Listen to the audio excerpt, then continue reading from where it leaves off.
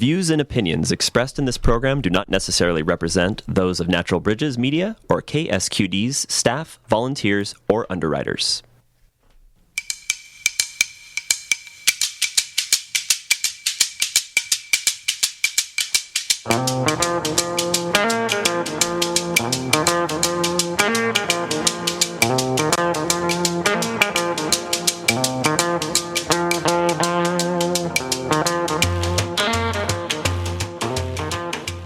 Hello and welcome to Talk of the Bay.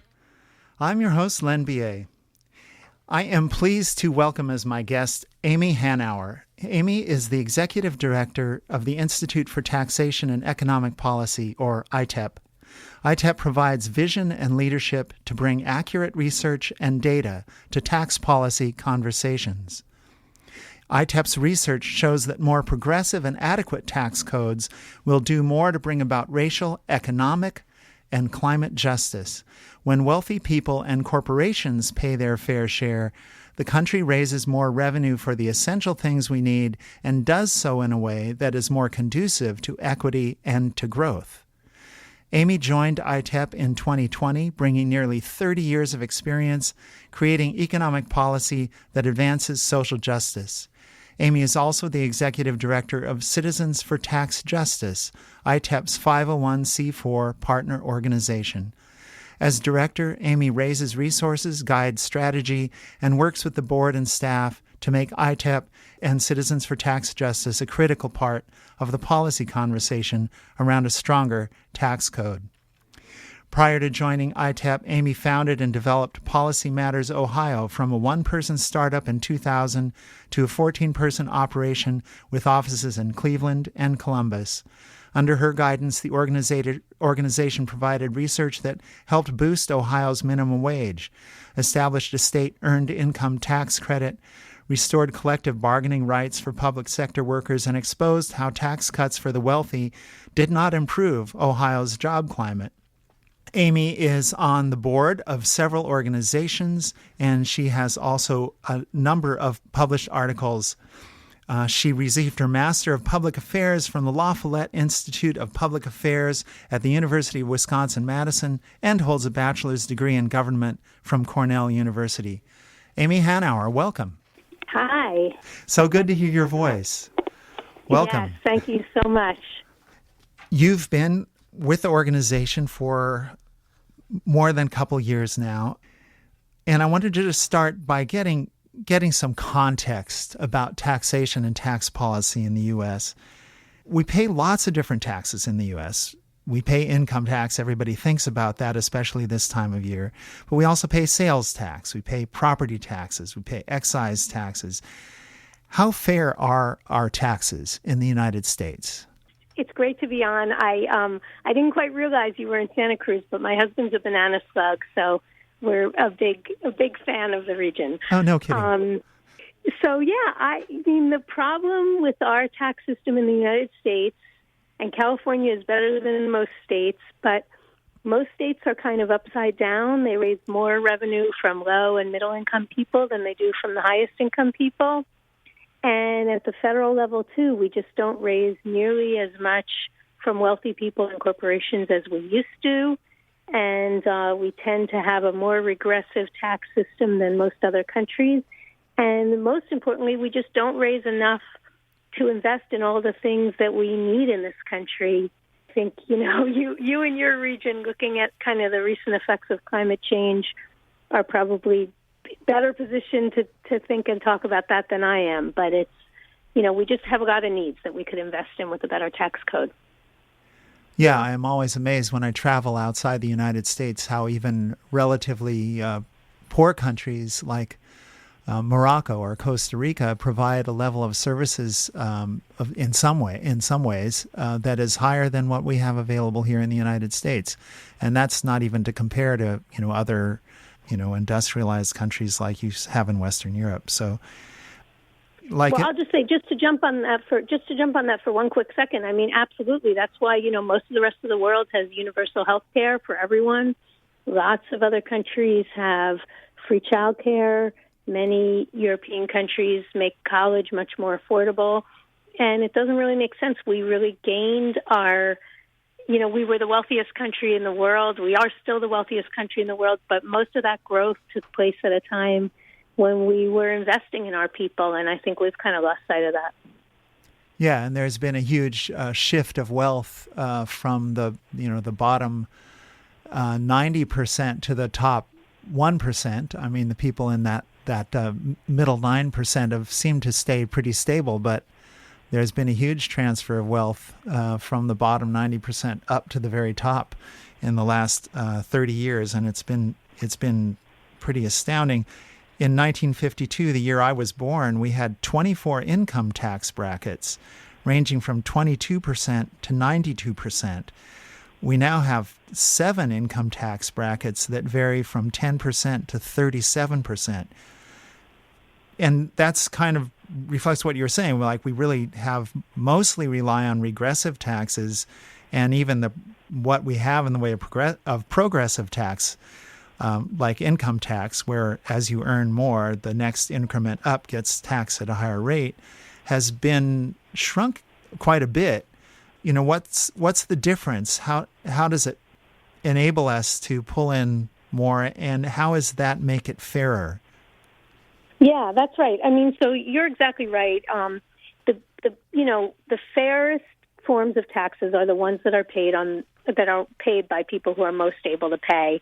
And in the United States, we have extremely wealthy corporations, large multinationals that are based here, and we have extremely wealthy people. And as you indicate, the wealth that these corporate international corporations have accumulated is more and more and more of our economy, as is the wealth of the shareholders of those corporations, or the 1%. And so the thing that we like to do at the Institute on Taxation and Economic Policy is to encourage corporations to pay their fair share and wealthy individuals to pay a higher income level by, not encourage them. We like to pass laws that ensure that happens. But of course, it's really challenging. And so one of the things that we found back in 2020 is that there were 55 highly profitable Fortune 500 sized companies that were paying zero in taxes. So, we think that ought to change, and we saw a big step forward at the federal level last summer with the corporate minimum tax and some of the other reforms in the so-called Inflation Reduction Act.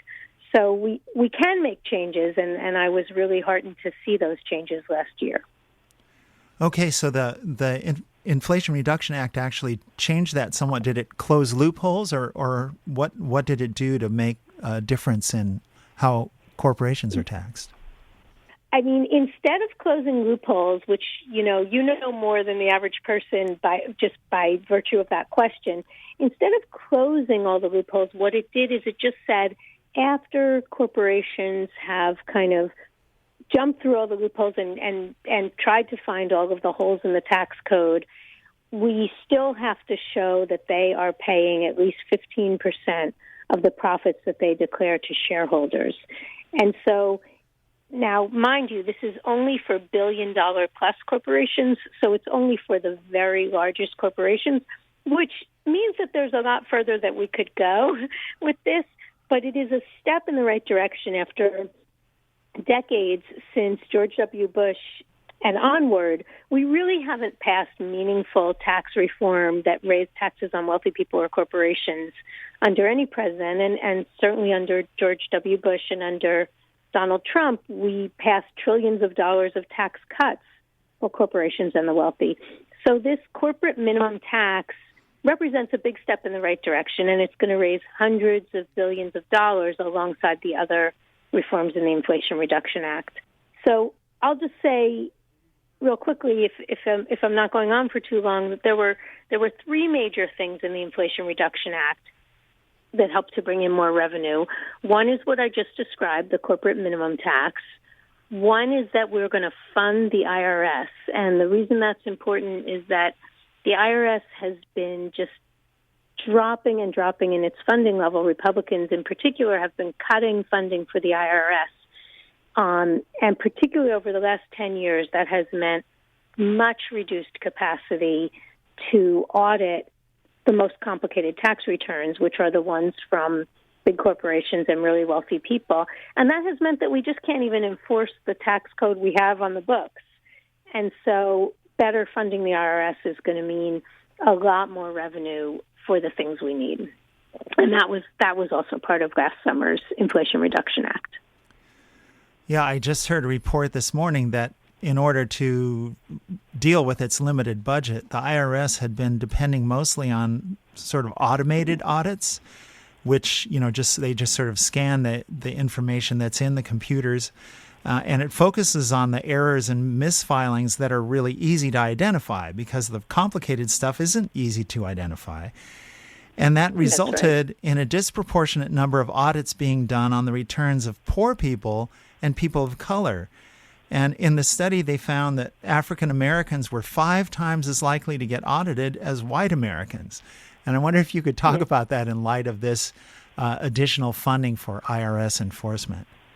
Absolutely. I mean, it is crucial that we fund the IRS because that will enable them to go after the complicated tax returns that are disproportionately the wealthiest people and also happen to be disproportionately white. And so by ensuring that the IRS has the resources it needs to enforce the tax code on the really egregious forms of tax cheating, we can both raise a lot more revenue and do so in a much more racially equitable way. So the estimates are that the increased funding that for the IRS will result in at least $204 billion in additional revenue collections over a decade. There are actually other estimates that it will be much higher, and I can get into the difference between those if you care. But I think the point is we're going to bring hundreds of billions of dollars in just by enforcing the tax code we have. And as you say, it will reduce that racial disparity because instead of having to go after these automated returns that poor people may have made a small error on, we can go after the Donald Trumps of the world who are intentionally trying to get away with things. That sounds like a huge step forward. You're right there in the Washington, D.C. area. I imagine there was a lot of resistance to getting these measures into the Inflation Reduction Act. Did you have an opportunity to witness how that, I'll call it battle between competing interests, worked its way out? Absolutely. I mean, one of the things that we saw is that up until first of all, when President Biden initially introduced his big economic package, it included a lot more in the way of revenue raisers, including higher rates on corporations and higher rates on the wealthiest individuals, and a fix to the way capital gains income is passed down in a dynastic way between generations. And much of that was stripped out, even by Democrats in the House. Senator Sinema and Senator Manchin took another kind of swing at it and got other things stripped out. So in the end, and then even up until the last minute, there was a change in the way we would levy taxes on hedge fund operators that Senator Sinema insisted be removed. It was actually replaced by something even better or pretty good called the stock buyback tax, which will ensure that income transferred from corporations to wealthy shareholders doesn't continue to escape taxation as it has been. So that was a loophole closer. So there were, some good trades that were made. But what we saw over and over was that certainly Republicans, but also Democrats, often were subject to the lobbying by huge corporations and wealthy individuals to get things changed so that we continue to kind of have growing inequality. And so, it's always a push and pull in big pieces of legislation, especially at a time of such narrow margins where everything has to be shoved into one bill. But I think what is exciting about the Inflation Reduction Act, and that was Senator Manchin's name for it, is that it just represents a sea change from what we've been doing for the last couple of decades, where we've not only never kind of restored taxes on wealthy people and corporations, we've just had more and more and more giveaways. this represents that we can actually make a difference and get back to a healthier tax code. I often think about how much people talk about the 50s and 60s as, good old days when we had a lot of public spending going on and invested a lot in public infrastructure and services, and a lot of things expanded in that time, and public education was better funded and so forth. And it seems like all of that has been under pressure to shrink and shrink and shrink since that time. You pointed out that the slightly progressive structure of the income tax helps to offset the regressive structure of things like sales taxes and property taxes. Does it balance out with a more progressive income tax structure? Do we end up where everyone's paying roughly equal percent of their income? No, unfortunately not.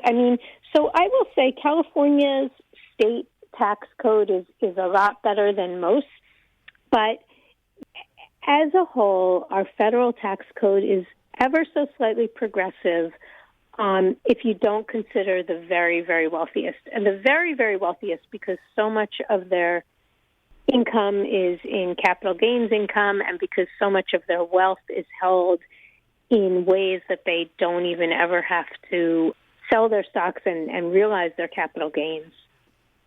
I would say that those top folks, even at the federal level, don't pay as high of a share as middle and low-income people. At the state level, in almost every state, middle and low-income people actually pay a bigger share of their income in taxes because those states rely so heavily on sales and property taxes and don't have a good income tax structure in place. Now, California is better than most in that regard, although you have some real complications in your tax code. But I want to say, before I pause, I want to say one thing, which is that a whole bunch of states, including California, actually want to move in the right direction now and want to put in place, there have been 8 states where lawmakers have introduced legislation last week, to tax wealth in a kind of new coordinated effort to combat the ever-increasing income and wealth inequality that we're seeing. And California is one of those states. In your state, it's in the form of a new tax on capital gains income. So it's exciting to see states kind of wanting to take a swing at this and kind of try harder to get it right. Well, if you're just tuning in, my guest is Amy Hanauer. She is the executive director of the Institute for Taxation and Economic Policy, and we have been talking about tax policy and recent changes and in federal policy. And Amy was just describing that there are some changes going on at the state level also, including some possible wealth taxes. So I wondered, Amy, if you could tell us a little bit about what's going on, and also just more in general, what is a wealth tax and how does it work?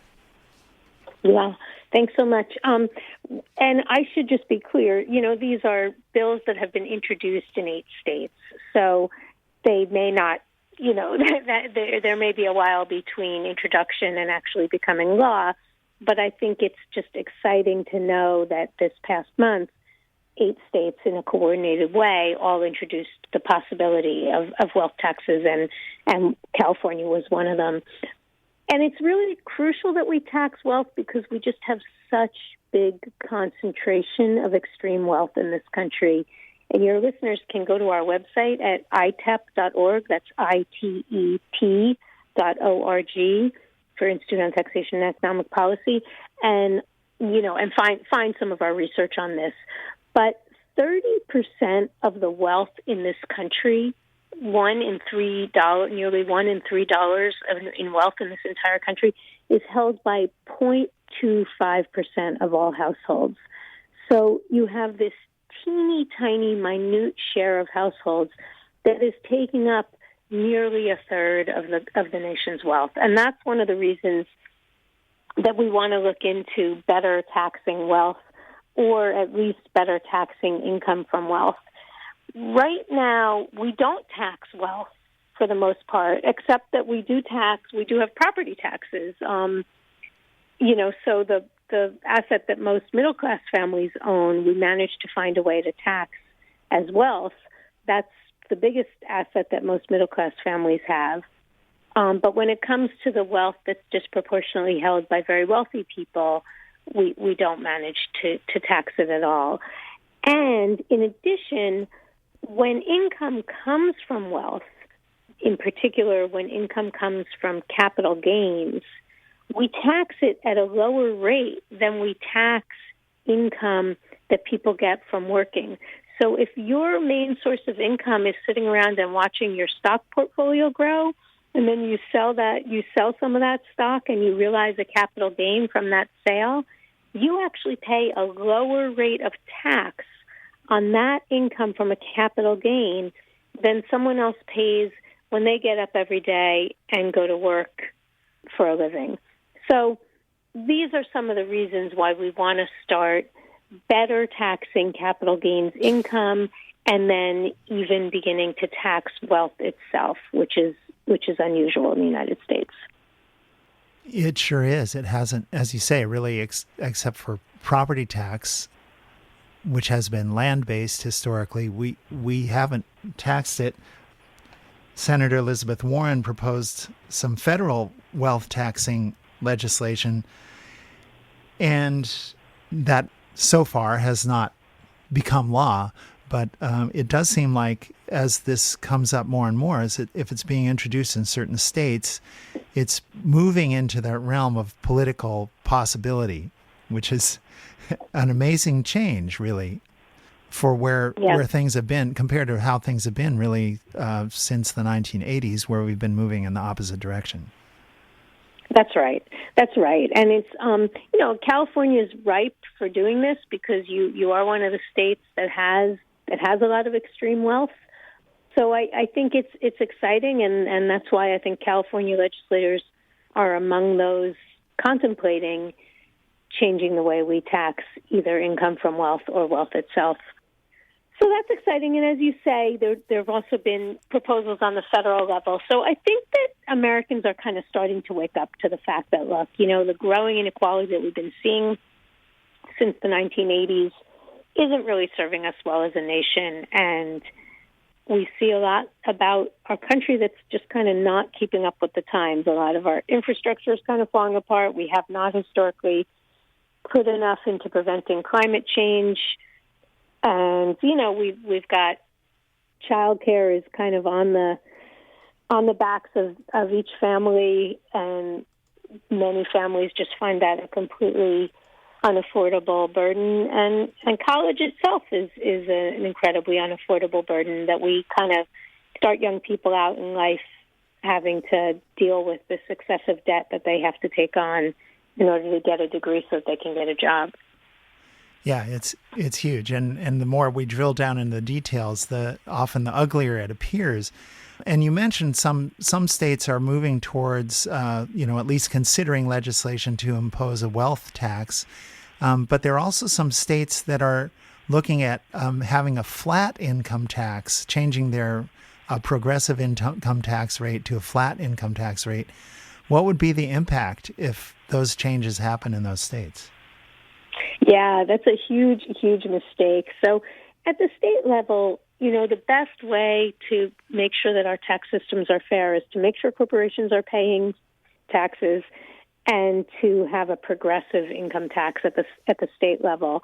And most states do have an income tax, and most states that have an income tax do have graduated rates, so that, as you explained at the top of the show, you pay a certain rate on the first set of income, and then as your income rises, you pay a higher rate on the share that's above a particular level.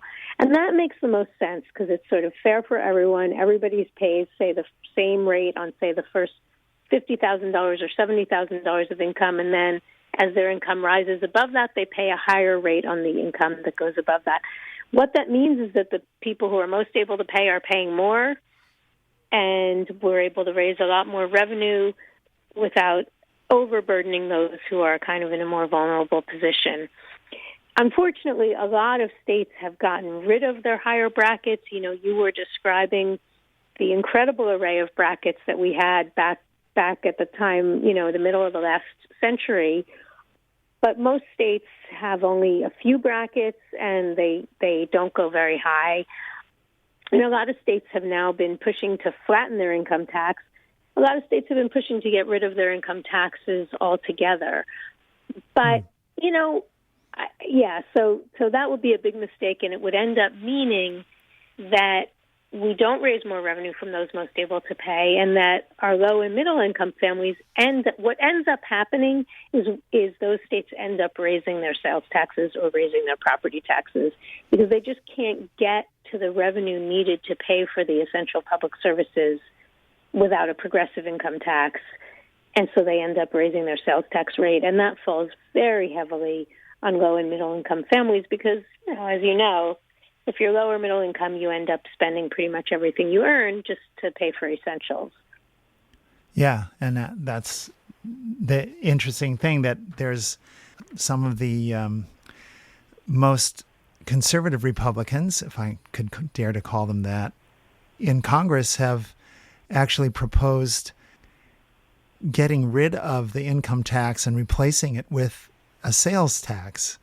I don't think they have the votes to achieve that. At least I hope not. But that's, I don't even understand how they could possibly raise anywhere near enough money with a national sales tax, especially if that's on top of state sales taxes, because there is no national sales tax presently. That would make, ordinary consumer items that people need to buy on a regular basis, like, food and clothing and shelter, be significantly more expensive. So I can't imagine how such a thing would work. Have you looked at their proposals at all? Yeah, no, I mean, it's Looney Tunes, really. And I think it's a press move. It's a concession that Speaker McCarthy had to make to the far right, the far right in his caucus, who were kind of holding him hostage and embarrassing him as he tried to complete his vote to become Speaker. And so he kind of conceded that he would abolish the IRS, and he would allow the bill to be introduced to abolish the IRS, to get rid of the income tax, and to replace it with a sales tax. It's crazy. It wouldn't work. I mean, it wouldn't even be workable. And what would end up happening is that we'd have to really levy an extremely high sales tax. The bill that they're talking about, they claim, would impose a 30% federal sales tax on everything we buy. But in fact, it would end up being much higher than that, according to any estimates that people have tried to do, because, as you say, there's just no way to raise the money. And what would end up happening is that the people paying it would be low and middle income people, and it would drastically slash what the wealthiest people are paying in taxes. Yeah, and I can't imagine. I mean, I look at how much income tax I pay as a relatively affluent person, and I still can't imagine that offsetting a 30% sales tax in terms of the impact on my budget. So kind of a crazy idea. Yeah, and not only that, I'll say one more thing. There are 5 states that currently don't have a sales tax at all. So if we got rid of the U.S. Treasury and just raised the national sales tax through the state sales tax rate, what would happen in those 5 states? Obviously, they haven't thought that through. We estimate that back in 2004, there was a fair tax proposal that we were able to complete our analysis on back at that time. And we estimated that the poorest 80% of Americans would see net tax hikes from the proposal, while most of the richest 20% would see tax cuts. I think it's probably gotten even worse since then, and we do plan to do a new analysis. I've got some of my team working hard on that right now. So it's a crazy proposal, but I think it is illustrative of the craziness that the far right wing of the Republican Party is now able to kind of push into the mainstream of the Republican Party in ways that I think are a little bit embarrassing and quite dangerous for the country. Yeah, it really looks to create even more inequality, economic inequality, which we're already looking at a situation of enormous economic inequality now. Could you talk a little bit about, you talked about the minimum corporate tax that the Inflation Reduction Act brings into effect. How have corporations been taxed historically? And like right now we're seeing, some corporations like Exxon and Chevron are coming out with record profit levels for the last quarter, or for 2022 rather. What's the history of corporate taxation, and how is it currently working? Yeah. And so, the problem, look, it makes complete sense that we impose taxes on corporations. And historically, we've had much higher levels of corporate taxation, and they've made up a much larger share of the federal budget. But over time, we've lowered the corporate tax rate repeatedly, and that happened again under President Trump in ways that drastically reduced corporate taxation. And at the same time, we have often created loopholes for activities that either we think it seems reasonable that we might want to encourage certain activities, or because corporate lobbyists have just somehow convinced legislators, in part because of the money in politics, to do. And so some of those things seem sort of reasonable on the surface. Like, for example, we have a research and development tax credit. And, that makes some sense to me, right? Like, we want drug companies to be able to do research to develop new pharmaceuticals that might help with a health problem that somebody is having. But the way, and I might accept that that's a reasonable thing to maybe incentivize a little bit through the tax code.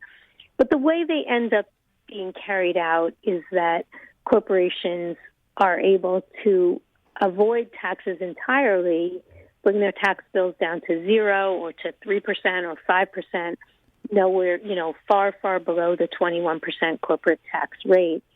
And corporations are able to put in place research and development tax credits, for example, for things that really don't seem like research and development. For example, Netflix.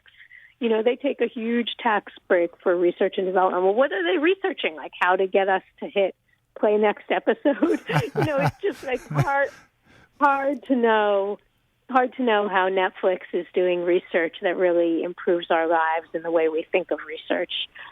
But there are a lot of examples like that of corporations taking an R&D tax break. Another big tax break that we still have in the tax code is for offshoring.